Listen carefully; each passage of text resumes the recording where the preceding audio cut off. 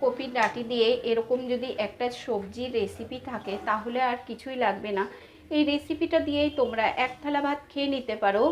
আবারও তোমাদের সবাইকে সাথীস কিচেনে স্বাগত জানিয়ে আজ তোমাদের তৈরি করে দেখাবো ফুলকপির ডাঁটি দিয়ে একটা সুন্দর সবজির রেসিপি। চলো তবে রেসিপিটা দেখে নিই। এখানে কিছু সবজি নিয়েছি। সবজির মধ্যে নিয়েছি একটা আলু, কুমড়ো, কিছুটা সিম, বেগুন, আর এখানে কপির ডাঁটি নিয়েছি। তোমাদের যে সবজিগুলো দেখিয়েছিলাম সব সবজিগুলোই আমি দেখো এইভাবে লম্বা লম্বা করে কেটে নিয়েছি। কপির ডাঁটিটাকেও এইভাবে লম্বা করে কেটেছি।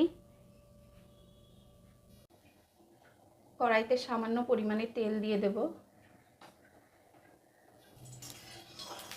তেলটা গরম হয়ে গেছে, এখানে কিছু ফোড়ন দেব। গোটা শুকনো লঙ্কা, রাঁধুনি,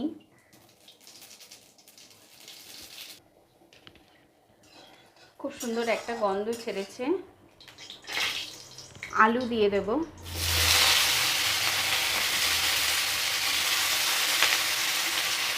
কুমড়ো,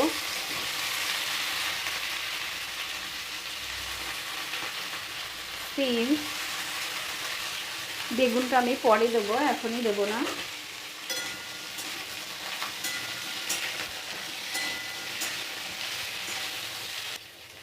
লবণ দিয়ে দেবো পরিমাণ মতন।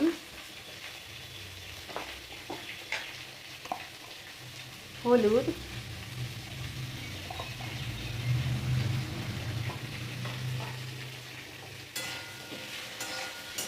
5 মিনিট সবজিটাকে খুব ভালোভাবে ভেজে নেব। দেখো খুব ভালোভাবে 5 মিনিট আমি সবজিটাকে ভেজে নিয়েছি। এবার বাদবাকি সবজিটাও দিয়ে দেব। কপির ডাঁটিটাকে হালকা লবণ হলুদ দিয়ে ভাপিয়ে নিয়েছি, দিয়ে দেব। বেগুন দিয়ে দেব।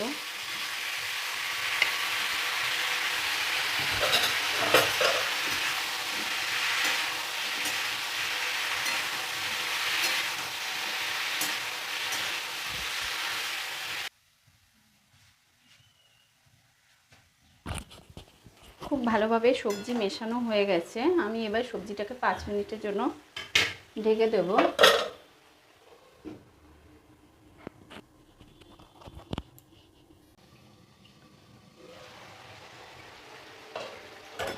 দেখো সবজিটা অনেকটাই হয়ে গেছে।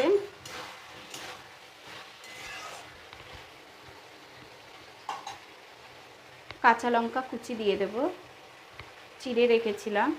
আর এই সবজিতে বেশি পরিমাণে যদি একটু ধনেপাতা দেওয়া যায় তাহলে খেতে আরও খুব ভালো লাগে। ধনেপাতা দিয়ে দিচ্ছি।